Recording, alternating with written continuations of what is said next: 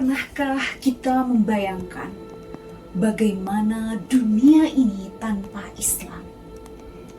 Sebuah zaman di mana bayi perempuan dikubur hidup-hidup, yang kuat menindas yang lemah, dan manusia bersujud kepada batu yang mereka buat sendiri.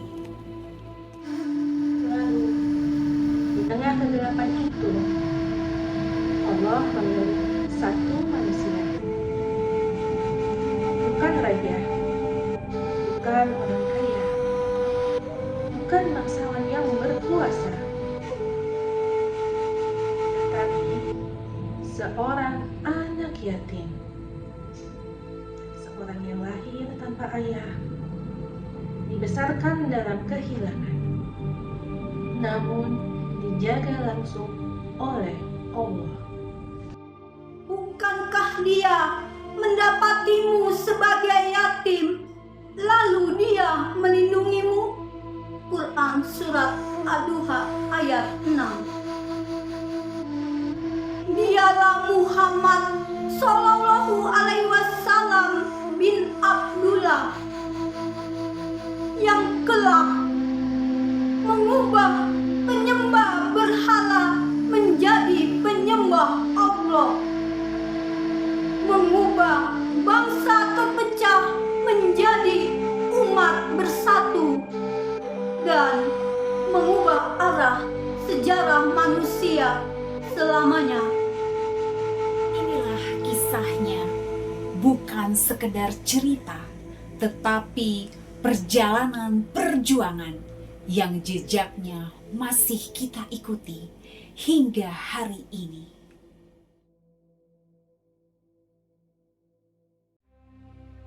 Saat itu di kota Mekah, pada tahun yang dikenal sebagai tahun gajah, sebuah peristiwa besar baru saja terjadi.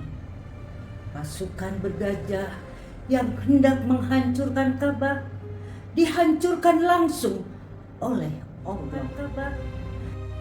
Dan dia mengirim kepada mereka burung yang berbondong-bondong. Quran Surat Al-Fil ayat 3.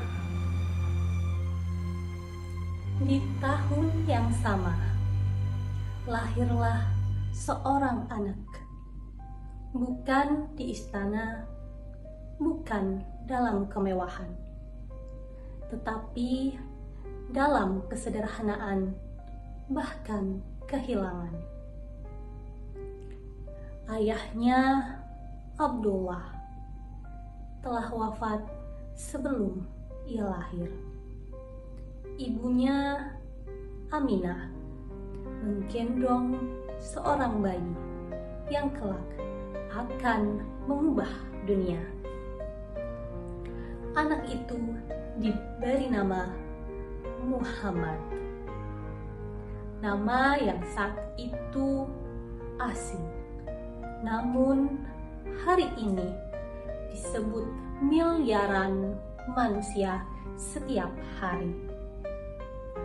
Dalam azan, dalam sholat, dan dalam doa. Sejak kecil, hidupnya penuh ujian.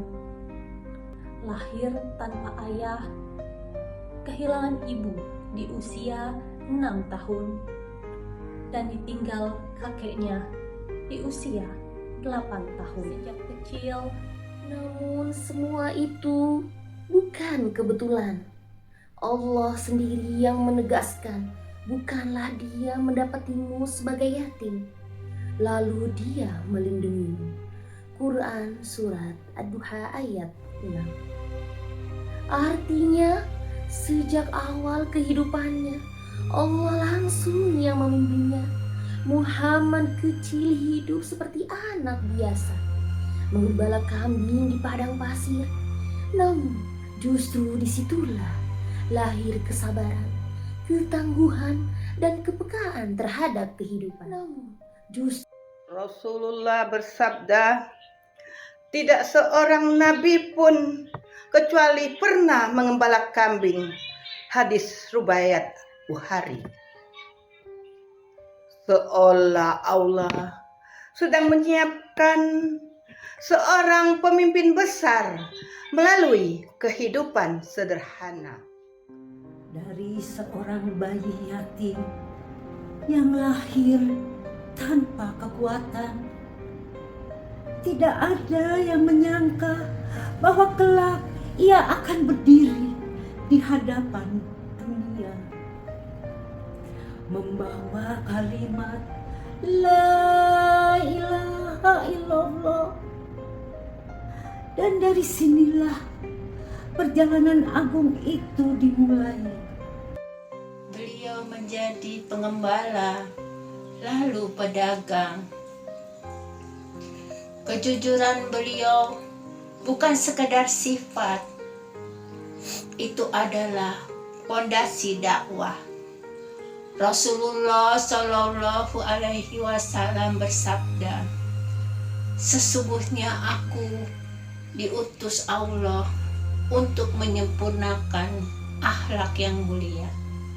Hadis riwayat Ahmad Sahih. Kemuliaan ini menarik hati Khadijah hingga mereka menikah. Khadijah menjadi pendukung utama dan terkuat dalam hidup beliau.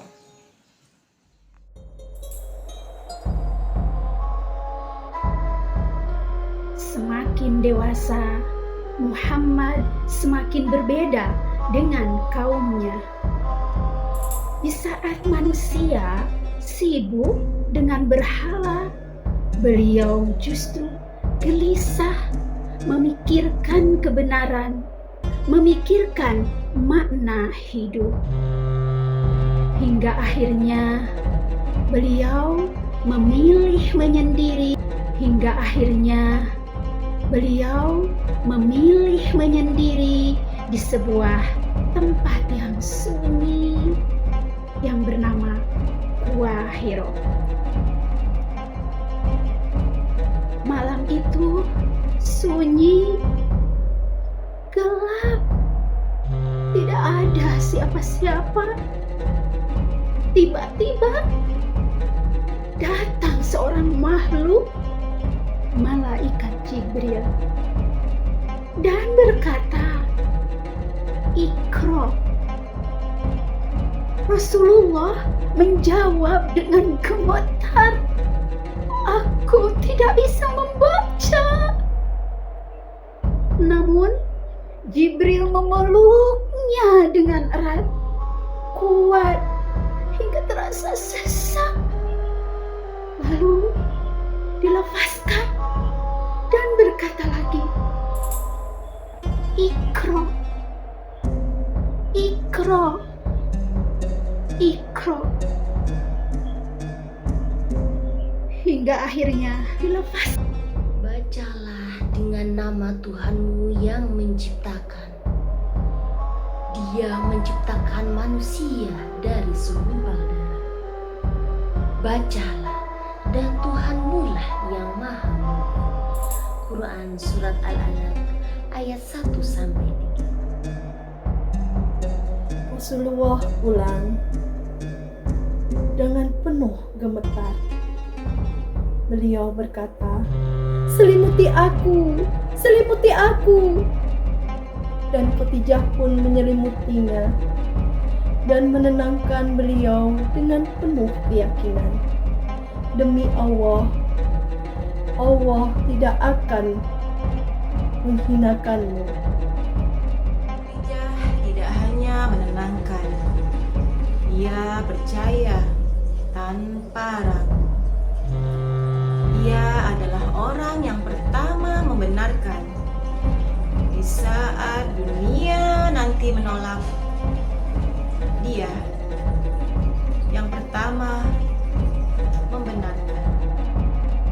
Dari satu kata, Iqra, dimulailah sebuah perubahan besar.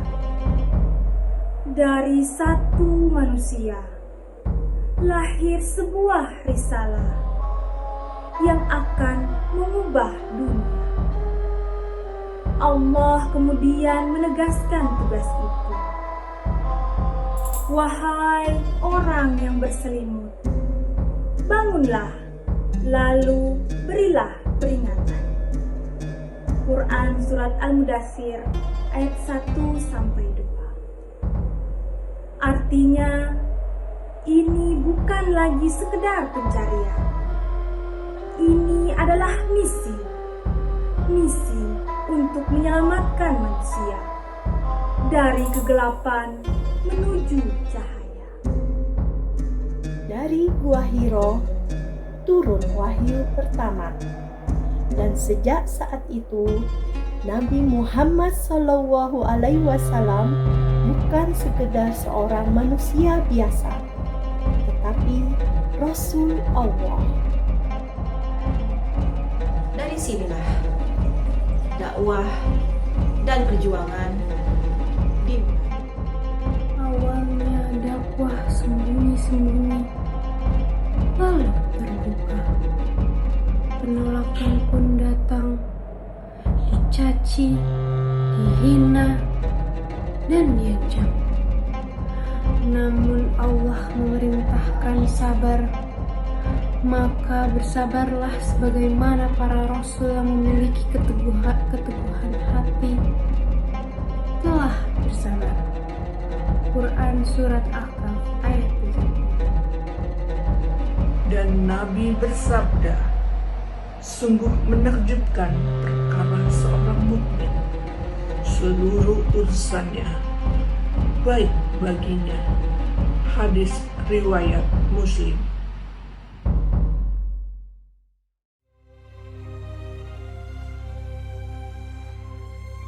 Kemudian turun perintah, maka sampaikanlah secara terang-terangan apa yang diperintahkan kepadamu. Quran Surat Al-Hijr ayat 94. Dan juga berilah peringatan kepada kerabat-kerabatmu yang terdekat. Quran Surat Asy-Syu'ara ayat 214. Artinya, dakwah tidak bisa lagi disembunyikan. Rasulullah naik ke Bukit Sofa. Beliau memanggil seluruh kaum Quraisy. Bagaimana jika aku katakan di balik bukit ada pasukan yang akan menyerang kalian? Mereka menjawab, tidak pernah kami dapati engkau berdusta. Kejujuran beliau diakui bahkan oleh musuhnya. Lalu Rasulullah berkata, "Aku adalah pemberi peringatan bagi kalian dari azab yang keras." Hadis riwayat Bukhari dan Muslim. Makna peristiwa Safa. Namun respon mereka berubah. Dari percaya menjadi menolak. Paman beliau sendiri, Abu Lahab, berkata, "Celaka engkau! Apakah untuk ini engkau kumpulkan kami?" Lalu turun firman Allah, "Binasalah kedua tangan Abu Lahab dan benar-benar binasa dia." Quran Surat Abu Lahab ayat 1. Ujian demi ujian, dakwah semakin keras, ujian pun semakin berat. Para sahabat disiksa, ditindas, bahkan dibunuh. Namun Rasulullah Sallallahu Alaihi Wasallam tetap mengajarkan kesabaran. Beliau bersabda, "Sungguh orang-orang sebelum kalian ada yang disisir dengan sisir besi, sehingga dagingnya terkelupas. Namun itu tidak memalingkannya dari agamanya. Hadis riwayat Bukhari. Ini bukan sekedar dakwah, ini adalah perjuangan iman. Dari dakwah diam-diam menjadi terang-terangan dan penolakan menjadi perlawanan. Namun Rasulullah tidak mundur sedikit pun karena beliau tahu ini bukan misi manusia, ini adalah perintah dari Allah.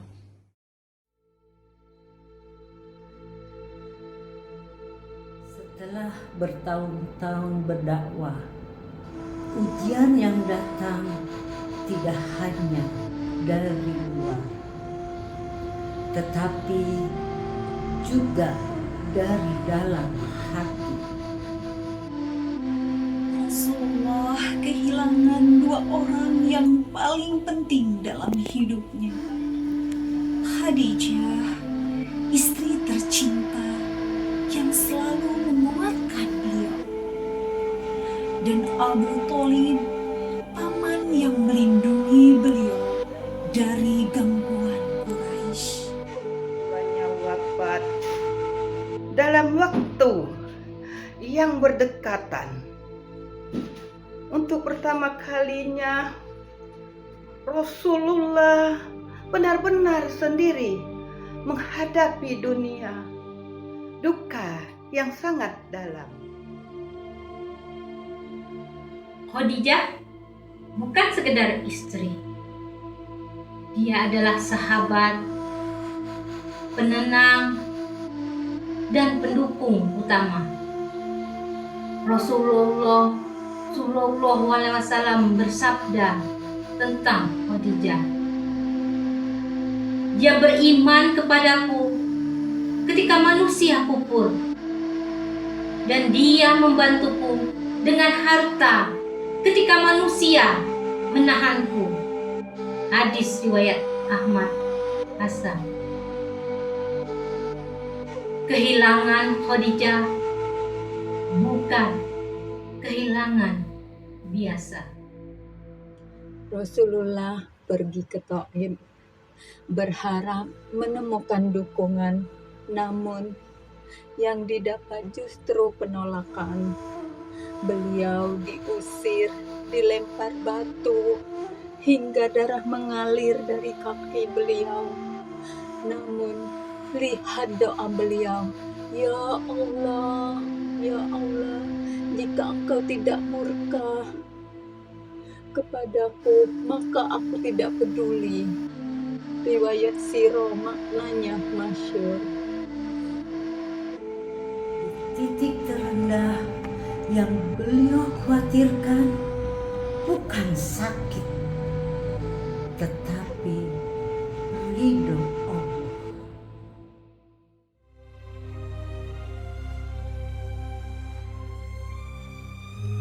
Di saat manusia menolak, Allah sendiri mengundang Rasul-Nya. Allah berfirman, "Maha suci Allah yang telah memperjalankan hamba-Nya dari suatu malam dari Masjidil Haram ke Masjidil Aqsa." Quran Surat Al-Isra ayat 1. Dalam satu malam, Rasulullah melakukan perjalanan luar biasa dari Mekah ke Palestina, lalu naik ke langit. Sebuah perjalanan yang tidak bisa dijelaskan oleh logika manusia, tetapi dikuatkan oleh iman. Di perjalanan itu Allah memberikan hadiah khusus, salat. Rasulullah bersabda, "Kemudian diwajibkan kepadaku salat 50 waktu. Hadis riwayat Bukhari dan Muslim. Lalu diringankan menjadi 5 waktu. Namun pahalanya tetap 50 waktu. Artinya, sholat bukan sekedar kewajiban, tetapi hadiah langsung dari Allah untuk menguatkan umat ini. Ketika Rasulullah ditolak di bumi, Allah muliakan beliau di langit. Ketika manusia melukai hati beliau, Allah menghibur beliau langsung.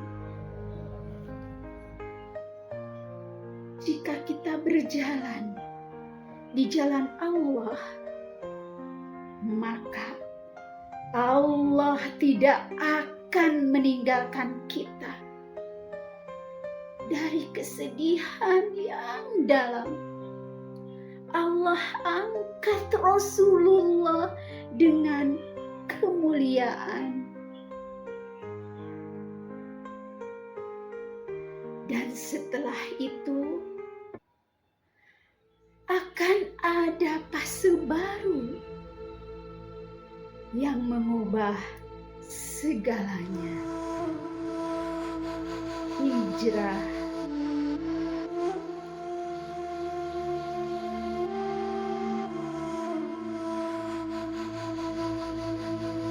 Tekanan semakin berat.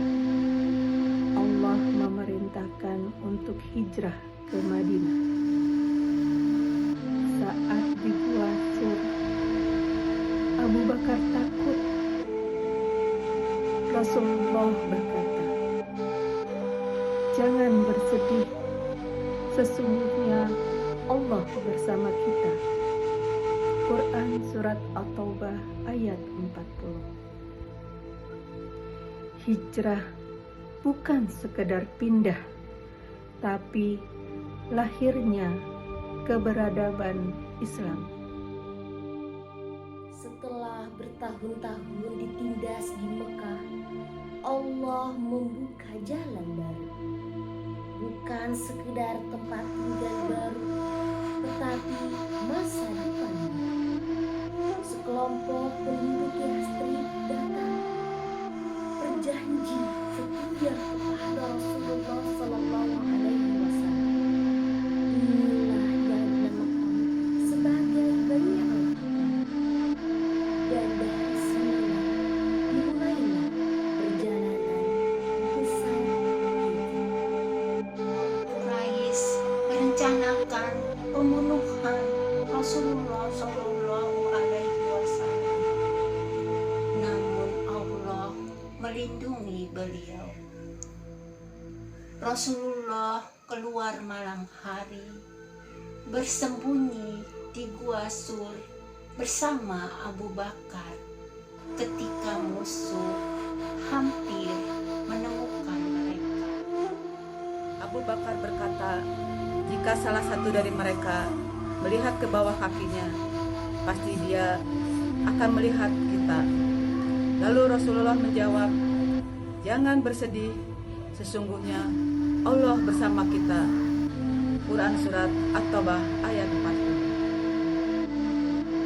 Ini bukan hanya sekedar kalimat, ini adalah keyakinan total kepada Allah. Ketika Rasulullah tiba di Madinah, penduduk menyambut dengan cinta. Anak-anak, orang tua, semua keluar menyambut beliau.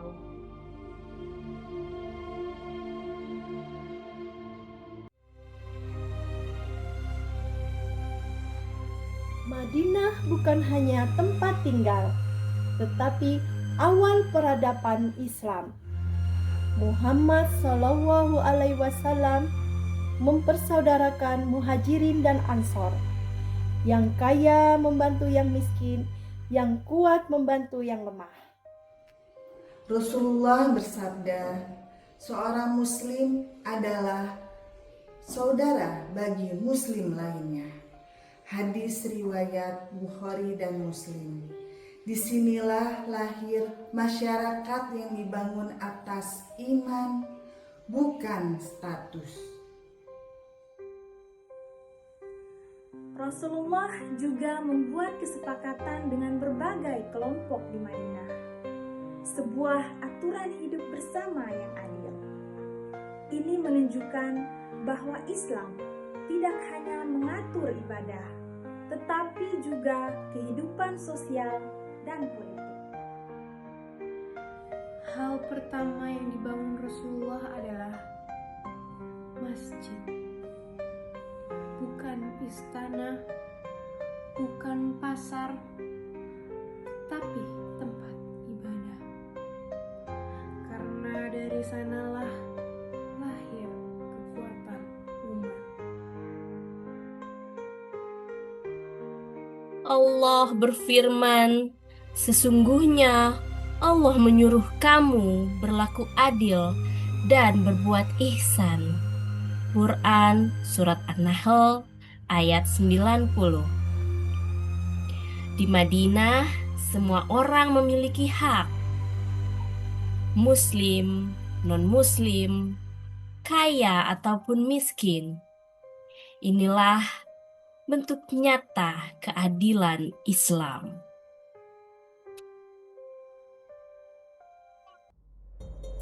Meskipun sudah punya kota, ujian belum selesai. Kaum Quraisy tetap memusuhi Islam. Namun kali ini umat Islam tidak lagi lemah.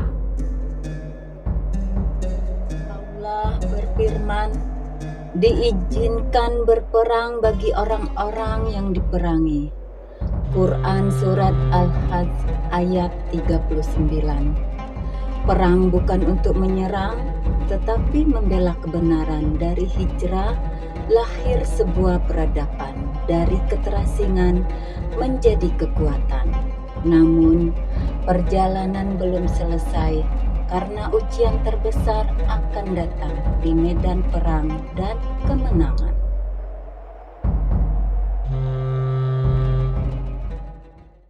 Madinah, umat Islam mulai kuat.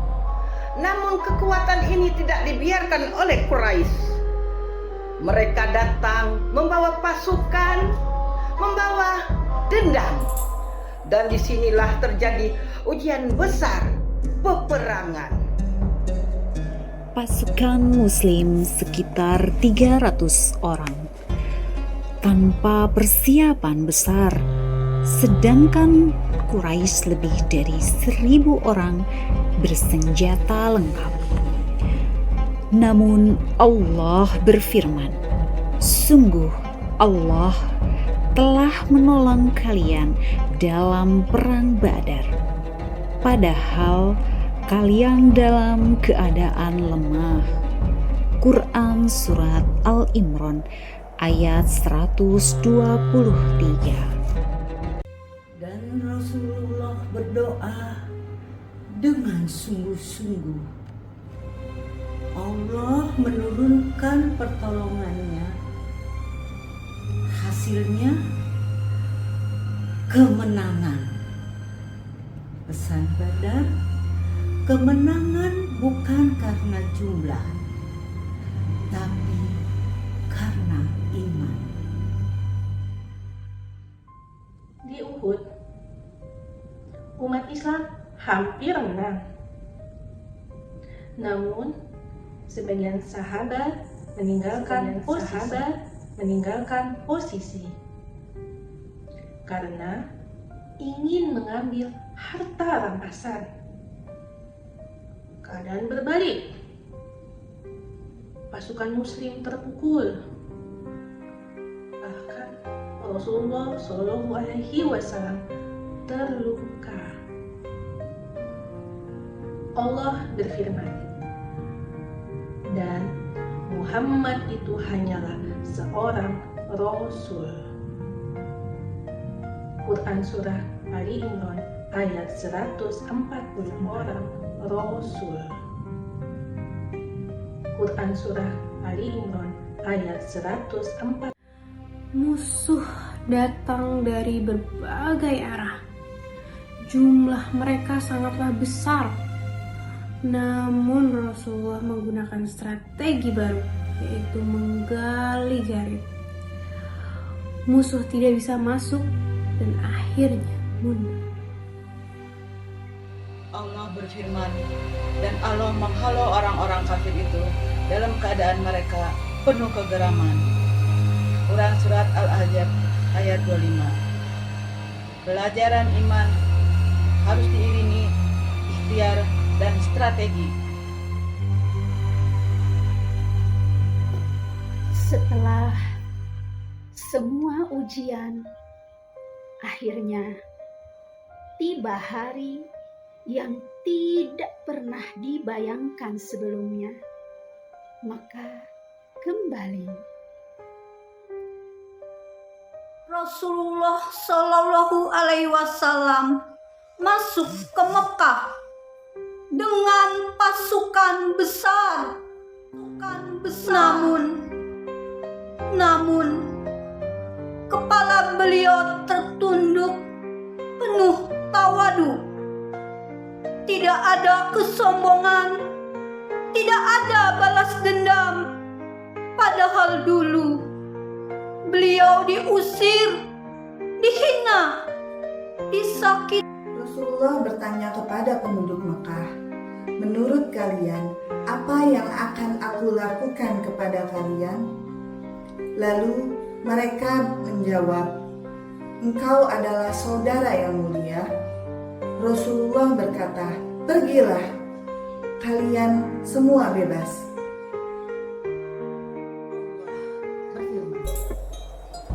Apabila telah datang pertolongan Allah dan kemenangan. Quran Surat An-Nasr ayat 1. Dan apa yang dilakukan Rasulullah setelah menang? Bukan berpesta, bukan membalas, tetapi bersyukur dan beribadah. Ini adalah kemenangan sejati, bukan mengalahkan musuh, tetapi menaklukkan hati manusia. Demi dakwah yang ditolak, menuju kemenangan gemilang. Namun perjalanan Rasulullah SAW mendekati akhir, dan yang tersisa adalah setelah bertahun-tahun perjuangan, dakwah, peperangan, kemenangan, Rasulullah menyadari bahwa misinya telah hampir selesai. Di padang Arafah, Rasulullah Shallallahu Alaihi Wasallam menyampaikan pesan yang sangat penting. Wahai manusia, sesungguhnya darah kalian, harta kalian, kehormatan kalian adalah haram atau suci. Hadis riwayat Bukhari Muslim. Dan beliau juga bersabda, wahai manusia, Tuhan kalian satu, ayah kalian satu. Tidak ada keutamaan Arab atas non-Arab kecuali dengan takwa. Hadis riwayat Ahmad Sahih. Ini adalah deklarasi tentang keadilan, tentang persamaan manusia yang jauh melampaui zamannya. Allah menurunkan ayat, pada hari ini telah aku sempurnakan untuk kalian agama kalian. Quran Surah Al-Maidah ayat 3. Artinya, tugas Rasulullah Shallallahu Alaihi Wasallam telah selesai. Beberapa waktu setelah itu, Rasulullah Shallallahu Alaihi Wasallam jatuh sakit. Namun, di tengah sakit, beliau masih memikirkan sholat. Beliau bersabda, "Perintahkanlah Abu Bakar untuk mengimami manusia dalam sholat." Hadis riwayat Bukhari Muslim. Dan dalam wasiat pentingnya, sholat, dan perhatikan apa yang berada di bawah tanggung jawab kalian. Hadis riwayat Abu Dawud, Hasan Sahih. Fokus terakhir beliau adalah ibadah dan tanggung jawab umat.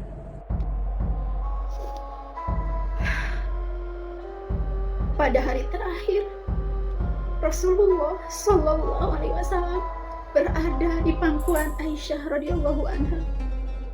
Dalam hadis Bukhari, Aisyah berkata bahwa Rasulullah mengangkat pandangannya ke langit dan berdoa bersama orang-orang yang Engkau beri nikmat. Kemudian beliau mengucapkan, Allahumma ya Rafiq al-A'la, Allahumma ya Rafiq al-A'la, Allahumma ya Rafiq al-A'la. Ya Allah, aku memilih teman yang paling tinggi. Hadis riwayat Bukhari dan Muslim. Ini menunjukkan bahwa beliau memilih kembali kepada Allah, kepada kehidupan yang lebih mulia di sisinya. Pada hari itu, Senin, Rasulullah Sallallahu Alaihi Wasallam wafat di pangkuan Aisyah radhiyallahu anha. Madinah seakan gelap. Para sahabat tidak percaya. Uman bahkan berkata, siapa yang mengatakan Rasulullah wafat akan kupenggal. Namun Abu Bakar datang dan berkata dengan tenang, barang siapa menyembah Muhammad, maka Muhammad telah wafat. Dan barang siapa menyembah Allah, maka Allah hidup dan tidak mati. Hadis riwayat Bukhari. Muhammad adalah seorang Rasul. Dalam surat Al-Imran ayat 144. Para sahabat terguncang, namun perlahan tenang. Allah berfirman, dan tidaklah kami mengutus engkau, melainkan sebagai rahmat bagi semesta alam. Quran Surat Al-Anbiya 107.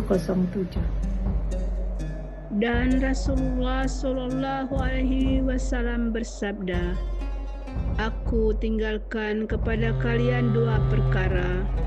Kalian tidak akan sesat selama berpegang pada keduanya, Kitabullah dan Sunnahku.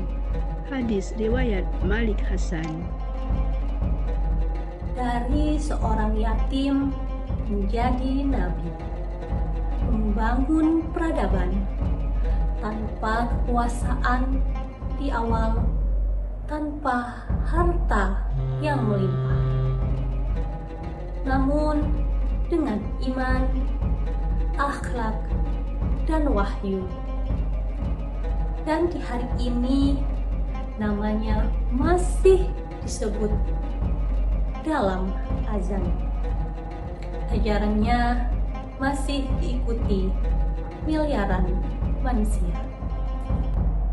Maka sekarang pertanyaannya bukan lagi siapa Muhammad Shallallahu Alaihi Wasallam, tetapi apakah kita sudah benar-benar mengikuti beliau?